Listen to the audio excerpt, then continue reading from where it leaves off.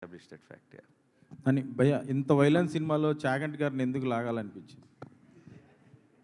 ఆయన లాగేమని మీరు ఎందుకు అనుకుంటున్నారు? ఎందుకు వాడారు? ఆ? ఆ? ఎందుకు వాడారు? అంతకంటే దాంట్లో కథలో చాలా ఇంపార్టెంట్ కనెక్షన్ ఉంది. ఇది జస్ట్ మీరు ట్రైలర్లో చూసింది ట్రైలర్ కోసం మీకు నరేటివ్ కోసం వాడిన టూల్ కాదు అది. కథలో ఒక చాలా ఇంపార్టెంట్ కనెక్షన్ ఉంది. అండ్ ఆయన్ని కలిసి అది ఆయన చాగంటి గారు ఎప్పుడో చెప్పిన మ్యాటర్ కాదు, ఆయన సినిమా కోసం చెప్పిన మ్యాటర్ అది. అండ్ ఆయన శైలేష్ కలిసి ఎక్స్ప్లెయిన్ చేసి ఈ సినిమా ఐడియా ఏంటో ఎక్స్ప్లెయిన్ చేస్తే ఆయనకి నచ్చి ఆయన చేశారు. అండ్ ఆయనది దానికి ఆ మ్యాటర్కి ఇంకొంచెం లోతైన అర్థం మీకు సినిమా చూసినప్పుడు అర్థం అవుతుంది. హిట్ 1, హిట్ 2, ఇప్పుడు హిట్ 3 కదా, ఒకదానికి మించి డోస్ పెరుగుతూ ఉంది. దీనిలో వైలెన్స్, క్రైమ్ థ్రిల్లర్ అయినా కూడా వైలెన్స్ పెరిగిందా? ఇంకా కంటెంట్ కూడా ఏమన్నా పెరిగిందా? అఫ్కోర్స్ పెరిగిందని అనుకుంటున్నాం. మీరు ఫస్ట్ అంటే దీనికి ఇన్స్పిరేషన్ ఏమన్నా అంటే ఈ రీసెంట్గా యానిమల్ కానీ, మార్క్ కానీ, కిల్ కానీ ఇలాంటి వైలెంట్ ఫిలిమ్స్ చాలా వచ్చినాయి. సో వాటి ఇన్స్పిరేషన్ ఏమైనా ఉందా? ప్లస్ ఇది చూసినప్పుడు అవి గుర్తొచ్చే అవకాశం ఏమైనా ఉందా? లేదు, అసలు లేదు. బట్ అవకాశం మీకు గుర్తొస్తే చెప్పండి, ఏమైనా తర్వాత కూడా కలుస్తాగా రిలీజ్ తర్వాత. శైలేష్ గారు ఇక్కడ ఎస్ సార్. చంపటంలో కొత్త పద్ధతులు కనిపెట్టడంలో మీరు మాస్టర్ అని తెలిసింది సైంధవ ద్వారా. ఈ సినిమాలో ఏమన్నా కొత్త పద్ధతులు కనిపెట్టారా చంపటంలో? దాని మీద స్పెసిఫిక్గా ఎఫర్ట్ పెట్టి చేసిందేం లేదు సార్, అది ఆర్గానిక్గా అలా వెళ్తున్నప్పుడు జరిగింది. అండ్ యాజ్ ఐ సెడ్, ఈసారి we got Lee Whittaker is action choreographer, action designer for అస్.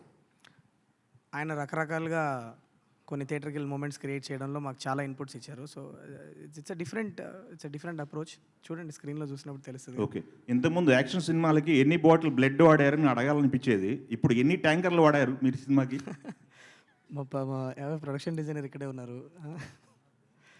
లేదు సార్, లెక్క పెట్టలేదు సార్. అంటే but lot of it was used. Obviously మీకు స్క్రీన్లో కనిపిస్తుంది అంతా కూడా మాక్సిమం మేము పోసిన బ్లడ్, అది ఆర్టిఫిషియల్ బ్లడ్ కాబట్టి చాలా వాడాము.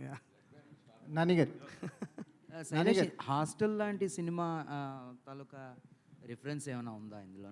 Which film sir? Hostel, Hollywood మూవీస్లో హాస్టల్ అనే ఒక మూవీ ఉంది. So is there any? No, this is a very different kind of a genre. Yeah. It's an original, right? Of course it's an original, yes.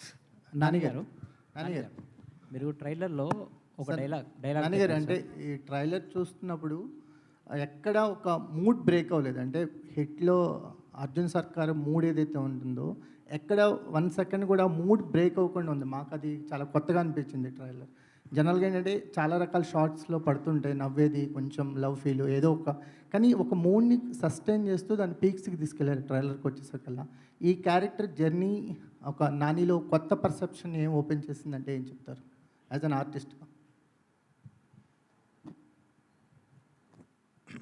కొత్త perception అంటూ especially ఏం లేదండి. But each character when we explore it, చేసే ప్రతి cinema బోల్డెన్ విషయాలు నేర్పిస్తుంది. చాలాసార్లు దిగిన మొదటి రోజే నాకు అర్జున్ సర్కార్ ఎవరో తెలియకపోవచ్చు, కానీ అది 4వ రోజు షూటింగ్కి వెళ్ళి నాకు ఒక క్లారిటీ వస్తుంది.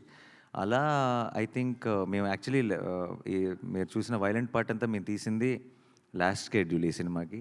సో అక్కడికి వచ్చేటప్పటికి ఒక రకంగా పూర్తిగా అర్జున్ సర్కార్గా, చంద్రముఖిలో చెప్తారు కదా, పూర్తిగా అర్జున్ సర్కార్గా మారిపోయినట్టే. బట్ అది ఎవ్రీ ఫిల్మ్కి ఒక ప్రాసెస్ ఉంటుందండి. అది ఈవెన్ అంటే ఇది జస్ట్ బికాజ్ వైలెంట్ సినిమా అని కాదు, ఒక హాయనానికి దానికి ఉండే ప్రాసెస్ దానికి ఉంటుంది, ఒక హిట్కి దానికి ఉండే ప్రాసెస్ దానికి ఉంటుంది. And everything as an artist I enjoy any process. అది మీరు కానీ ప్రేక్షకులు కానీ దాన్ని ఒక జానర్ లాగా డిఫరెంట్గా చూడొచ్చు, కానీ నాకు సంబంధించినంత వరకు అదొక పాత్ర. ఆ పాత్రని ఎంతగా నేను అర్థం చేసుకుంటే అంత